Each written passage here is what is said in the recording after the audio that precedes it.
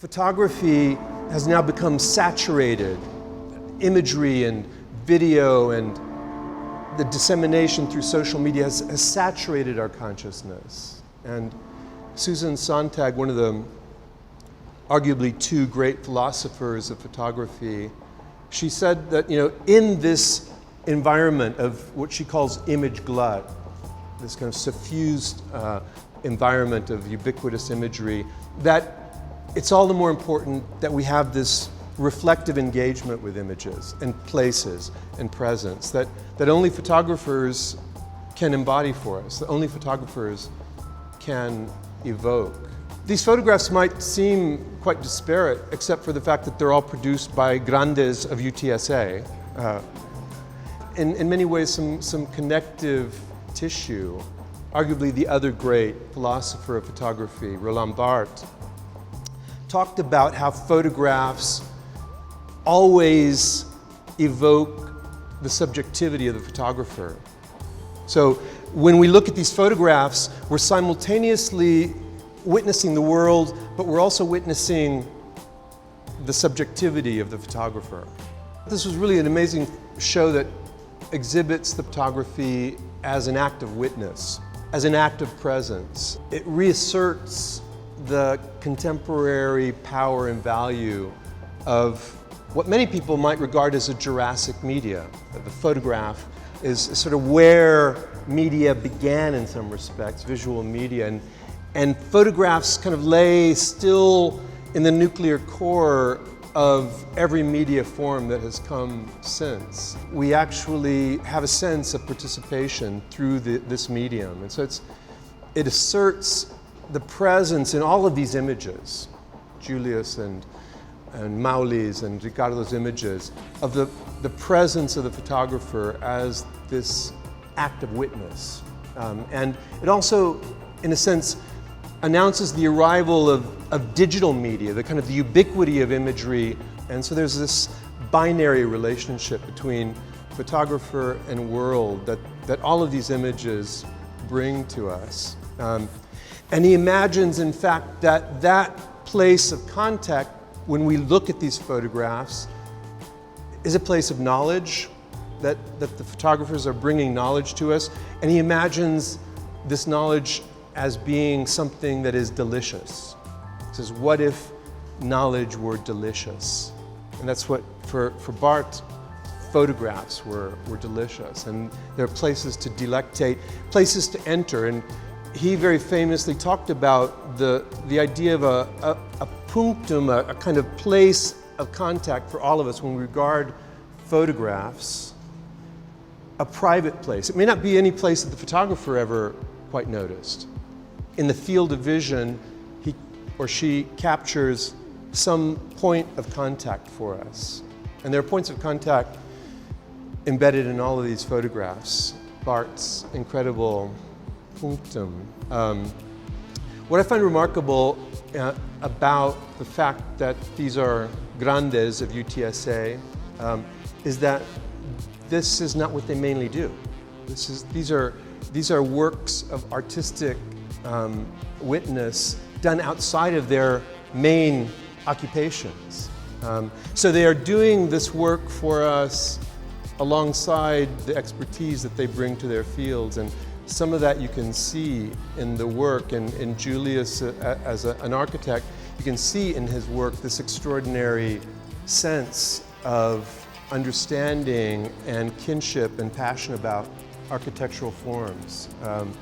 The parabolas and the Euclidean geometry and these incredible passageways and walkways in between these dwellings in a kind of architectural style that could be Italy, it could be Jerusalem, it might be Spain, it might be Guanajuato, the kinship of some of these architectural forms around the world. But there's an extent of attention in them, this reflective engagement that Susan Sontag talks about, the sense of portales and gateways being something like lenses. They can kind of focus our attention on forms, of this incredible act of witness, this incredible sense of the presence of the self of each of these photographers, But Roland Barthes also talks about the idea of the photograph as the advent of the encounter of myself as other. We are experiencing these places, these images, these relations, these colors through the vision of another, but we experience them internally as ourselves. So Barthes talks about this incredibly complex relationship of myself as other, which is something that we need a lot more of. We need to experience ourselves as the other in this world. So I just want to take last moment to just celebrate the work of these three artists that are doggedly committed to this craft and continue in the midst of all of their other everyday lives, multitaskers, I think capital M, and really express some gratitude to them for the acts of witness. Molly, Ricardo, Julius, many thanks. Many, many thanks. Thank you.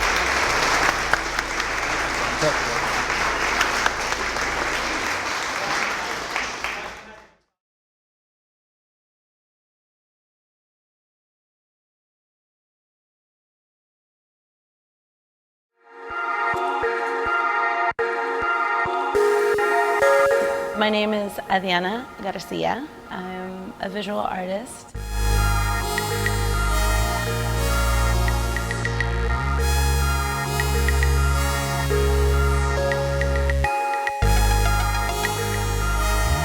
I would say that in everything that we look at, any piece of imagery, any video, paintings, comics as well, that there is a grand design, a composition of sorts.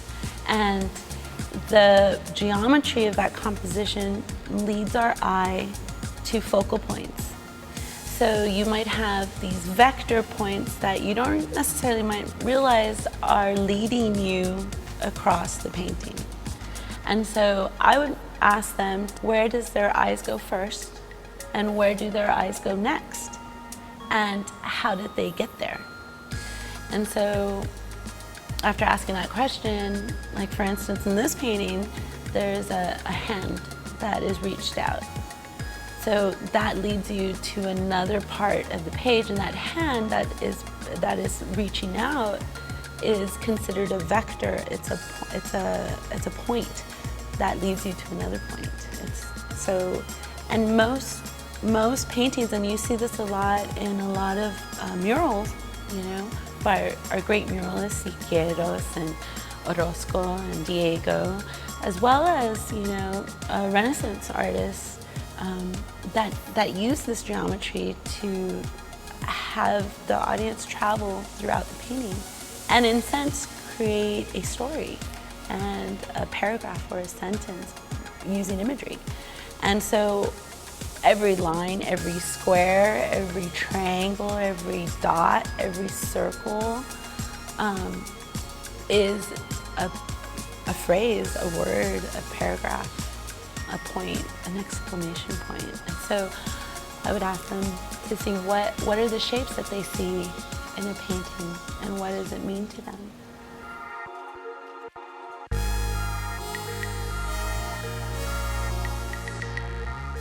The way I create, I usually have an idea, and then once I have an idea of an image that I want to do, I'll sketch it out with vector points and different focal points. And then I will take some pictures of models. And then once I have the picture of the model, then I use the picture and I use the picture as reference. And in that transferring of picture to painting, I use a grid system, right? I will draw on the piece of paper and I'll draw a grid on the photo. Like 1 inch by 1 inch by 1 inch by 1 inch by 1 inch. And then on the painting, I'll roughly grid out the painting. And so I have to use, this idea of proportion, whether I want to skew it or whether I want to keep it, is transferring this image that I see with my eyes to a larger image. And I think that if I had never learned how to grid, this idea of proportions, I would not be able to do what I do. And in that process, you make other connections of like the symmetry of a face, or the idea of symmetry in nature, and how everything has its own symmetry, or the asymmetry of the world we live in, you know? And you begin to recognize those connections in your everyday life, you know? And you begin to think like, oh, okay, so this is how somehow through evolution we got eyelids, or how our hair grows, or why do we see this vein right here on our arm? It's all part of a grand design.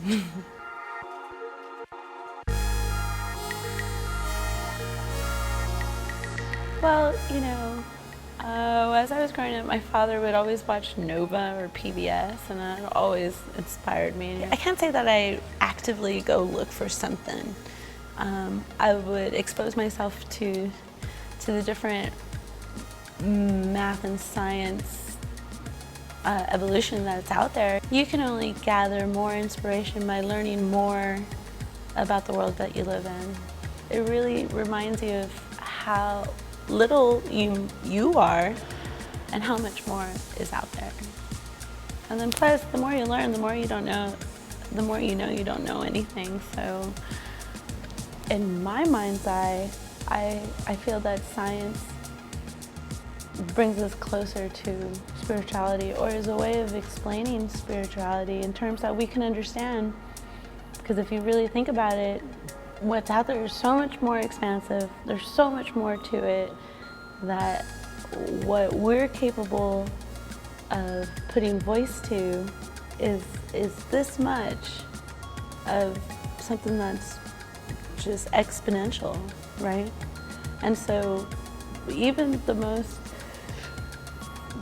researched science that is out there explains this much of so much that for me, it reinforces my spirituality.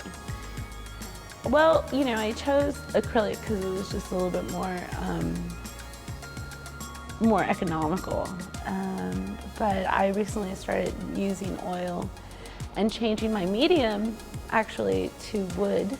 And I just finished a painting actually, and it's oil on wood, and it's more monochromatic. And I used some gold leaf, and I'm still employing this question of spirituality versus our bodily functions. When you mix colors together, it's really basic. Yellow, blue, and red. Those are your three basic colors that anything that you see in your world, you can create that color with those three colors. And it's true, and I think that's the most exciting part of it all, when you're mixing the red a little bit more with the yellow to get this orange, and then you're putting a little bit of white in there, and just seeing these colors come out, right? It's exciting, and then using those colors to create an image that you have in your head or that you've seen, and I think that's the most exciting part. And with acrylics, you can do that. You can be messy with it, and it's very tactile. There's color theory, chemistry, how much, like when you add water to it, it makes it thinner, like it dilutes the color, dilutes the image. Opacity, you can learn opacity, like some colors are opaque in nature, which means that they don't allow light to go through, or you cannot see something behind it.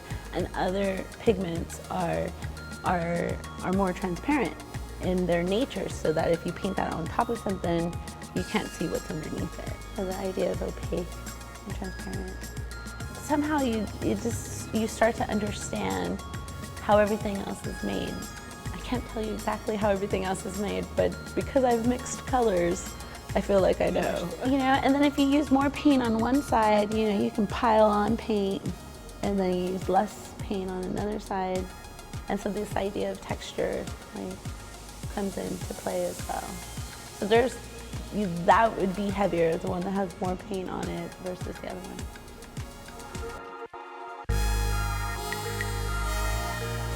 It is very important to me who sees it. Well, I welcome being able to show in a museum setting, and I welcome being able to show in a pretty well-to-do gallery. I think it's more important that the community that I interact in gets to see the work that I do. Because one, my work is informed by that interaction, and it's for them too. And one of the reasons why I participate as a muralist as well is to bring that art to the community, and what better way to do that but through muralism. And I feel that you could reach a lot more people that way too. That if you feel passionate about doing something, whatever it is that you really want to do, learn everything there is to learn about it. Ask as many questions as you can, because you'll be thankful that you did, and always give thanks for the time that you're allowed to continue doing the things that make you happy.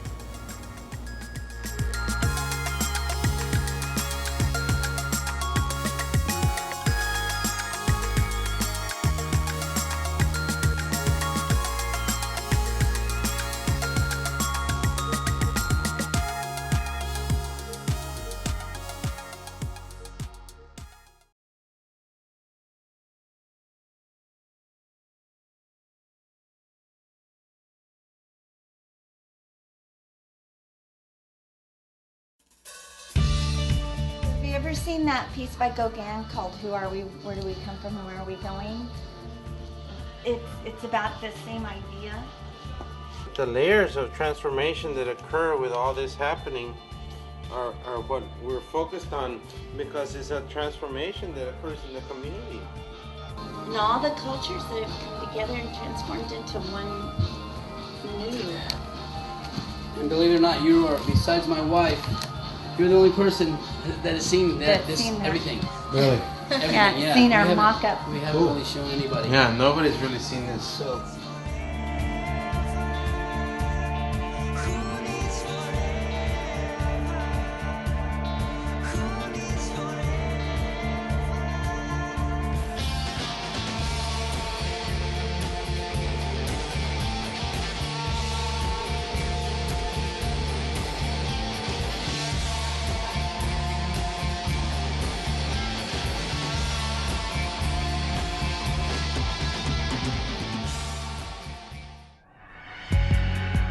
I was approached by Luis, a number of months ago, about this grand project that he had about doing the largest print in Texas. And of course, Texas being one of the largest states in the country. He was very excited about the possibilities of doing this. We came up with this idea for this 3-color print. Originally, we had thought, okay, let's push the ante even higher for year 5. Let's do our own piece. How are we gonna do it? And I started off, let's do 5 colors. And then we started talking like, oh, I don't know, man, 5 colors is a lot of work. Well, let's do 3 colors. 3 artists, 3 colors. It's based on a famous painting by Gauguin. We came up with the idea of interchanging the plates. What if we all 3 cut a plate and then we cut it like puzzle pieces and we have 3 colors? Oh yeah, that's really cool. Wow, what's the possibility? How many prints could you get out of that would be completely individual? Turned out it was 33. And so we decided, wow, that would be one long, huge, long print that was not one of the pieces would be like any of the other pieces. And when he told me that he wanted it to be over 100 feet long, I said, well, the problem is we don't have enough wall space for this, but if we could support this by giving you an exhibition and you can put in part of the print, then maybe this could lead up to something even bigger, like a football stadium. You know, upping the ante in this large-scale event that had to do with printing was kind of the thing that seemed natural to us. to continue pushing it forward and developing that whole idea of, hey, we can't just do it like this. Let's make it a little bit more complicated, so that way it means more. It's a show of skill and show of dedication to what you're doing and knowledge about what you're doing, and makes it even that much more important. And the beautiful thing about being naive is that you don't realize what you're getting yourself into.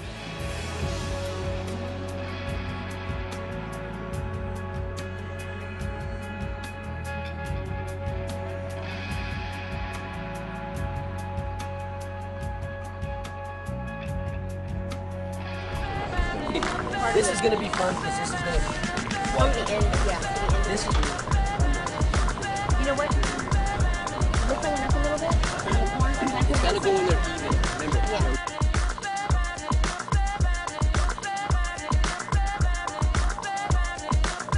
We're going to have to send it over here.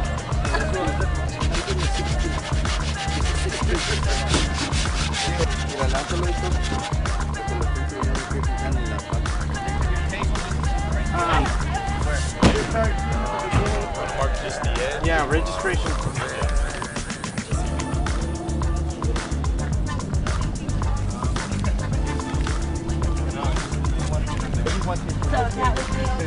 Two proofs of that plate, two proofs of the pause plate, two proofs of Kim's plate. We'll just lift them like Russian dolls from the outside. So the outside plate comes out first.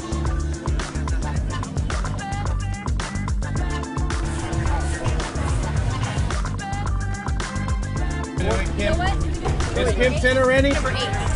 Okay.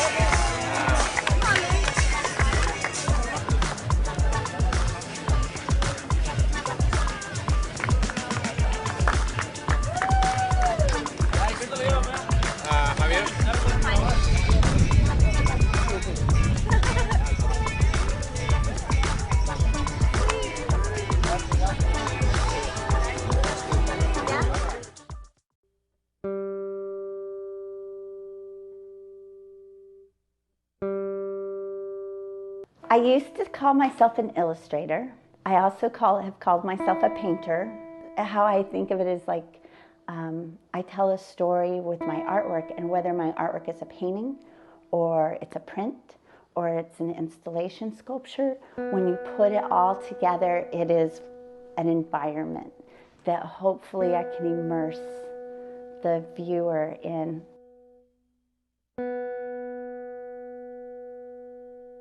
Luis and Paul were the first two artists to collaborate with Stone Metal Press to do this big giant wood cut and print it instead of using a press, but print it with a steamroller.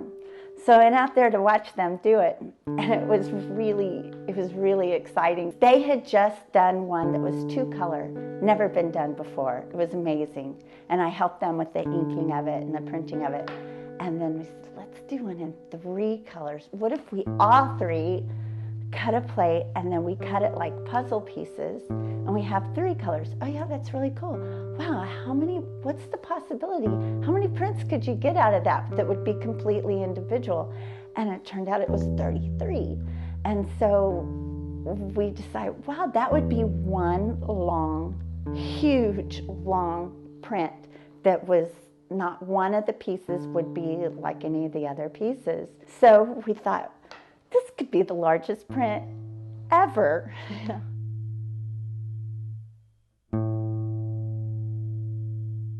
The image was influenced by a Paul Gauguin piece called Who Are We, Where Do We Come From, Where Are We Going? And that's then what we named our piece, because in Paul Gauguin's piece, he is examining creation iconography from 2 different cultures, you know, and putting it together, and how do these go together? We're like, that's exactly what we're always talking about, taking those ideas that came over and Luis's icons, putting them together as this culture has come together, because we're all here together now.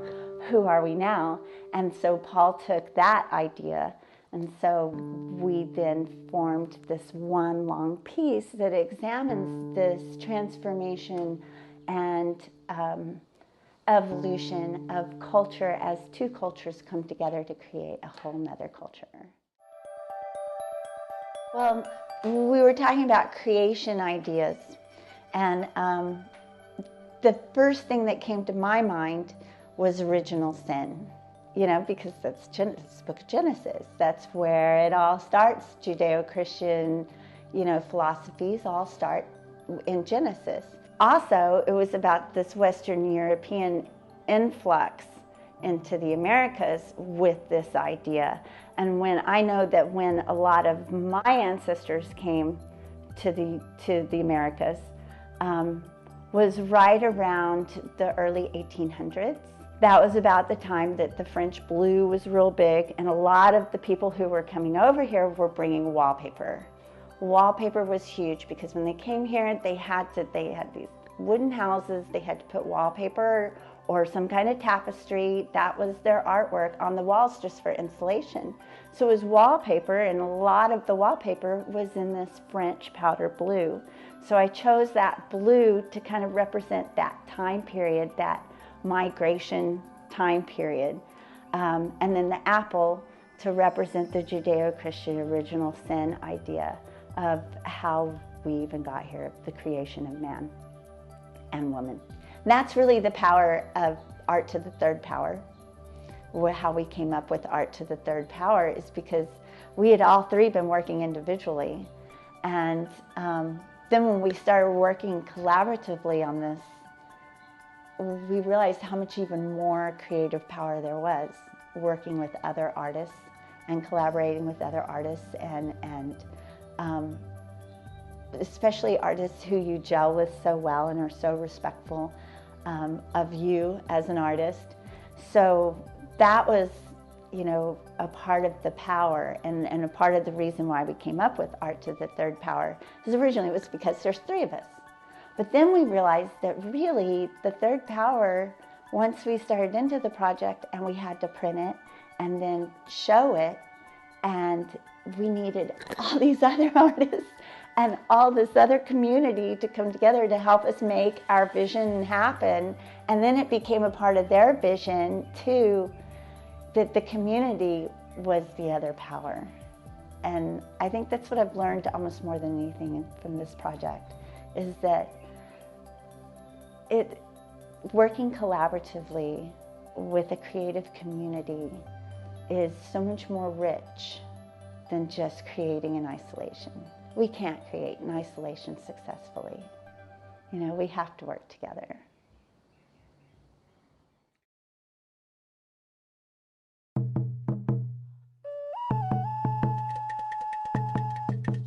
My name's Luis Valderas.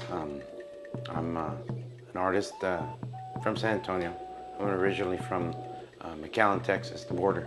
I consider myself a frontera artist. And when we came up with this idea for this 3-color print, originally we had thought, okay, let's push the ante even higher for year 5. And the team that was involved to make that print day happen was a huge endeavor. It required a lot of coordination. Just people and a lot of fellow artists in the San Antonio community that we know, artists in their own, accomplished artists in their own realm, just jumped right in and became a part of this and helped make this happen. That was the same thing that happened in the installation, in the big public art installation at Alamo Stadium, the last mile at the rock pile. You know, upping the ante in this large-scale event that had to do with printing was kind of the thing that seemed natural to us, to continue pushing it forward and developing that whole idea of, hey, we can't just do it like this. Let's make it a little bit more complicated, so that way it means more. It's a show of skill and a show of dedication to what you're doing, and knowledge about what you're doing, and makes it even that much more important.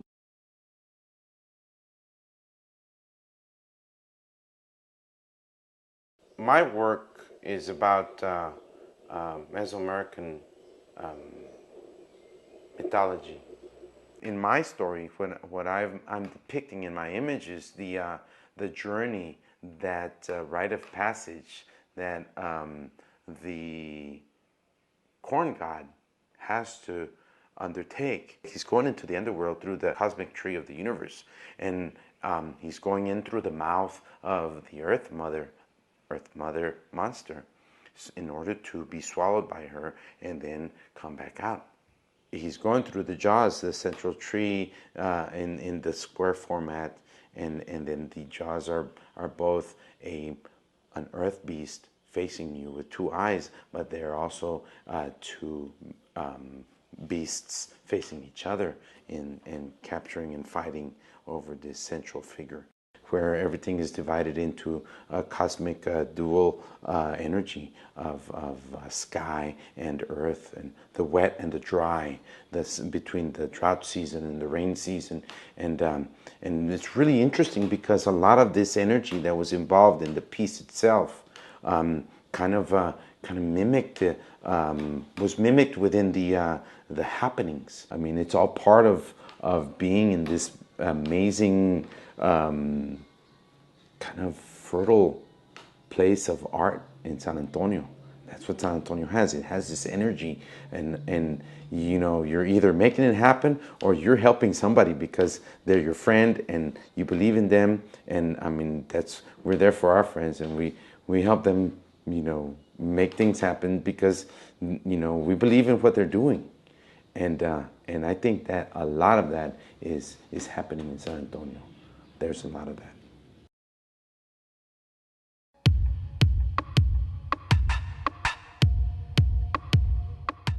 My name is Paul Karam. I'm a local artist, and I'm just a local kid that just loves to create.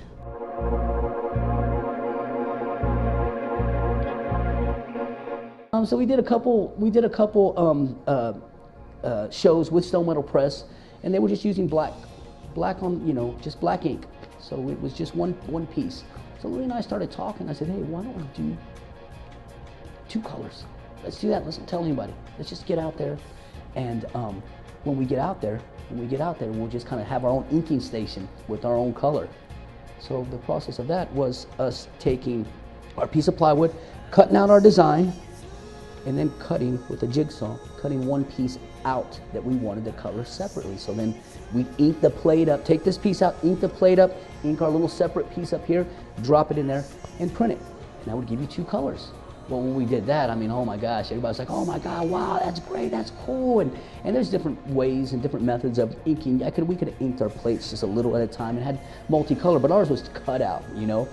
What happened is we were just sitting around talking about, hey, let's do our own piece. I'm always the future guy. I'm always looking at the future. I want to leave something here. I'm always looking at the future. I wanted a kind of a cold but warm futuristic color. So I was looking for like a gold color, a silver color, kind of just that represent the future, you know, kind of. We had black, blue, and then ochre is the color that I use, which is a gold color. We just went with these colors, and it really meshed. It really meshed well. It gave it some perspective. It gave it some depth, and I was very pleased with it. It all came together really well, and we just sat there and designed, and we wanted all our pieces to have we wanted it to have a formation. You know, we wanted it to have a formation. So when we started that show, when we did the printing process for that, you know, when we did that there was about 25, 30 volunteers. We did that was cool because it started off with 3 people, then it went to like 25 people. And then we did the Alamo Stadium, that turned into 90 people. And then we had our show, and there was, you know, probably 100 people that went to that or over. So after we did it and we did our initial piece and rolled it and all that, it just kind of, then it was everybody else's art. Everybody started getting involved. They wanted to see what we had to say. We had some great photographers, you know. We had Luis Garza, we had Paul Cruz, and we had James Borrego, you know. We had all the top dogs helping us, and it really came out to be a spectacular show, and it's not done yet. But there will come a time where it just takes its own course, you know, and it just goes on its own by itself, and that's the part that I'm anticipating. I can't wait till that part comes up.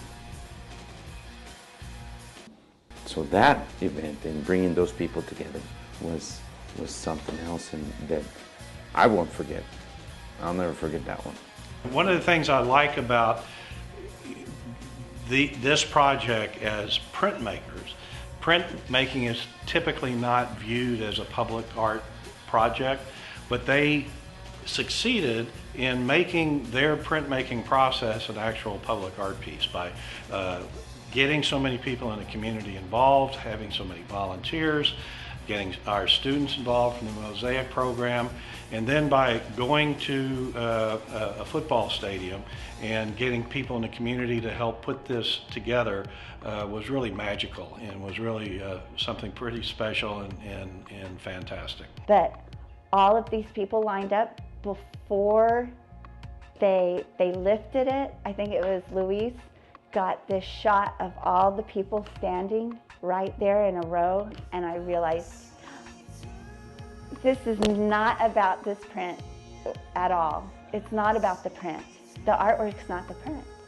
The best thing about this whole thing was all the new people that I met in the arts, in the community that was willing to help, and everybody I met so many new people, so many new artists. And, you know, I met you, James. I met all these guys, you know, and it was just, you know, and then to have that support, collaboration is really, it was an exciting event.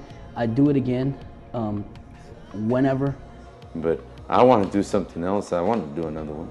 You know, I want to bring people together again into something else that we dream up and that we coordinate with our community. And all the artists just came together and let's do this. And then it turned out to be bigger than just us 3. Come on. You know, we just had an idea and said, hey, let's do this. And we incorporate all this other stuff going on. It's kind of interesting. The artwork is all of these people who showed up on this field today to pick it up and get this picture taken and to be a part of it. That's the artwork in this, is this community that came together to make art happen.